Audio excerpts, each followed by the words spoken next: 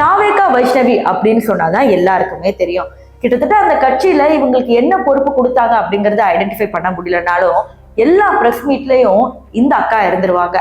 கிட்டத்தட்ட டிவிகே அக்கா அப்படின்னு அடமொழியோட தான் கூப்பிடுவாங்க. இவங்க சொன்ன நிறைய விஷயங்கள் என்னன்னா, எங்களை எந்த வேலையும் செய்ய விட மாட்டேங்கிறாங்க, இது இன்னொரு பிஜேபி, எங்களுக்கு வாய்ப்பே தர மாட்டேங்கிறாங்க அப்படிங்கிற மாதிரி சொன்னாங்க. ஆனா தாவேகால இருந்து புசியானது சொன்னது என்னன்னா, இந்த கட்சி தொடங்கினதற்கு முன்னாடி விஜய் ரசிகர் மன்றத்திலிருந்து உழைச்சிருப்பாங்களா போஸ்டர் ஒட்டி, அவங்களுக்கு தான் நாங்க பதவியை கொடுப்போமே தவிர திடீர்னு வந்தவங்களுக்கு நாங்க யோசிச்சு எப்படின்னு அதை பார்த்துதான் கொடுப்போம்னு அவர் அப்பவே அனௌன்ஸ் பண்ணதுதான்.